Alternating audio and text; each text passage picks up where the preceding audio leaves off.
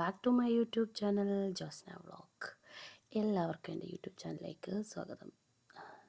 അപ്പോൾ ഇതെന്താണെന്ന് നിങ്ങൾ കരുതുന്നുണ്ടാവും. ഇത് ഞങ്ങളുടെ ഈ ചെന്നൈയിൽ, അതായത് തമിഴ്നാട്ടിൽ ആഘോഷിച്ചു വരുന്ന ഒരു ഉത്സവമാണ് കേട്ടോ. മലയാളികളും തമിഴരും എല്ലാവരും ആഘോഷിക്കുന്ന, ഇപ്പം ഞങ്ങൾ കൂടെ ഇവിടെ ആഘോഷിക്കാൻ തുടങ്ങി കേട്ടോ. ഈ പൊങ്കൽ എന്ന് പറഞ്ഞൊരു ഉത്സവം, അതായത് ഒരു വിളവെടുപ്പ് ഉത്സവം എന്നാണ് ഇവർ അവകാശപ്പെടുന്നതല്ല, ഓൾറെഡി അങ്ങനത്തെ ഒരു ഉത്സവമാണെന്നാണ് ഈ പൊങ്കലിനെ പറ്റിയുള്ള ഐതിഹ്യം കേട്ടോ. ഇത് മുരിങ്ങക്കായ, കാബേജ്, ചേമ്പ്, ചക്രക്കിഴങ്ങ്, കുക്കുംബറല്ലേ അത്? ചേന, മത്തൻ, പഴം, പിന്നെ എന്താ പടവലങ്ങ. തിളച്ചു മറിയുക അഥവാ പുതുതായിട്ട് വേവിച്ച അരി എന്നാണ് പൊങ്കൽ എന്ന വാക്കുകൊണ്ട് ഉദ്ദേശിക്കുന്നത് കേട്ടോ. ഇവിടെ മലയാളികളായ ഞങ്ങളും പിന്നെ ഹാഫ് മലയാളമായിട്ടുള്ള ചേച്ചി ബിന്ദു ചേച്ചിയുടെ വീട്ടിൽ വെച്ചായിരുന്നു ഞങ്ങൾ ഈ പൊങ്കൽ ആഘോഷിച്ചത് കേട്ടോ. ഇത് സാധാരണയായിട്ട് ജനുവരി പകുതിയോടെയാണ് 4 ദിവസങ്ങളിലായിട്ടാണ് പൊങ്കൽ ആഘോഷിക്കുന്നത് കേട്ടോ. ഈ ഒരു പൊങ്കലിൻ്റെ ആദ്യത്തെ ദിവസം, അതായത് ഭോഗി എന്നും പറഞ്ഞിട്ടുള്ള ഒരു ദിവസമാണ് ഫസ്റ്റ് ഡേ. ആദ്യത്തെ ദിവസം തന്നെ ഈ പഴയ സാധനങ്ങളൊക്കെ ഉണ്ടാവുമല്ലോ, ആ പഴയ സാധനങ്ങളെല്ലാം തീയിലിട്ട് കത്തിക്കുകയും അടുത്ത വർഷത്തെ ഒരു നല്ല വിളവെടുപ്പിനായിട്ട് പ്രാർത്ഥിക്കുകയും ചെയ്യുന്ന ഒരു ദിവസമാണ് ഭോഗി എന്ന് പറയുന്നത് കേട്ടോ. അടുത്ത ദിവസം സെക്കൻഡ് ഡേ, അതായത് രണ്ടാമത്തെ ദിവസത്തിന് നമ്മൾ ഈ പൊങ്കലിൻ്റെ രണ്ടാമത്തെ ദിവസത്തിന് തൈപ്പൊങ്കൽ എന്നാണ് പറയുന്നത് കേട്ടോ. ഇതൊരു പ്രധാന ദിവസമാണ്. അത് ഒരു മകരമാസം 1-ാം തീയതിയിലായിട്ടാണ് ആഘോഷിക്കുന്നത്. മകരമാസത്തിലെ 1-ാം തീയതിയിട്ട് വീട്ടുമുറ്റത്തൊരു പുതിയ മൺപാത്രത്തിൽ പാലിൽ അരിയും ശർക്കരയും ചേർത്ത് വേവിച്ച് സൂര്യദേവന് സമർപ്പിക്കുന്നു. പാല് തിളച്ച് പുറത്തേക്ക് വരുന്നത് സമൃദ്ധിയുടെയും ഐശ്വര്യത്തിൻ്റെയും പ്രതീകമായി കണക്കാക്കപ്പെടുന്നു. ആ ഒരു പൊങ്കലാണ്, ഈ തൈപ്പൊങ്കലാണ് നിങ്ങളിവിടെ കണ്ടുകൊണ്ടിരിക്കുന്നത് കേട്ടോ. ഇത് തിളച്ച് വരണം, അതുവരേക്കും ഞങ്ങൾ വെയിറ്റിങ്ങിലാണ് കേട്ടോ. പിന്നെയുള്ളത് മാട്ടുപ്പൊങ്കലാണ് കേട്ടോ. അത് 3-ാമത്തെ ദിവസം എന്നാണ് അറിയപ്പെടുന്നത്, മാട്ടുപ്പൊങ്കൽ.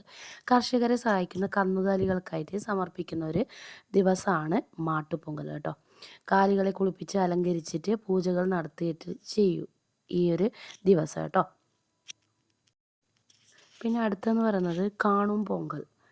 ഇത് അവസാന ദിവസമായിട്ട് കരുതപ്പെടുന്നു. ബന്ധുക്കളുടെയും സുഹൃത്തുക്കളുടെയും ഒത്തുകൂടുകയും സമ്മാനങ്ങൾ കൈമാറുകയും ചെയ്യുന്ന ഒരു അവസാനത്തെ ദിവസമാണ് കാണും പൊങ്കൽ എന്നറിയപ്പെടുന്നത് കേട്ടോ.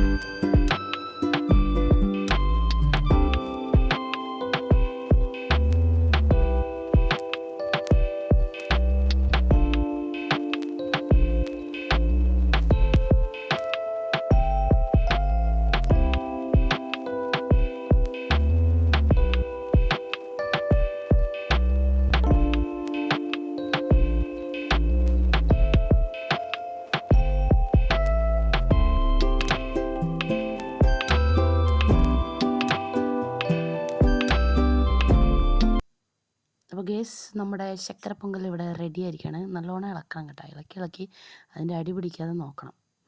ലാസ്റ്റായിട്ട് ഞാനാണ് ഇളക്കിയത് കേട്ടോ. അപ്പോൾ അതിൻ്റേതായിട്ടുള്ള ഐശ്വര്യമൊക്കെ ഉണ്ടാവും.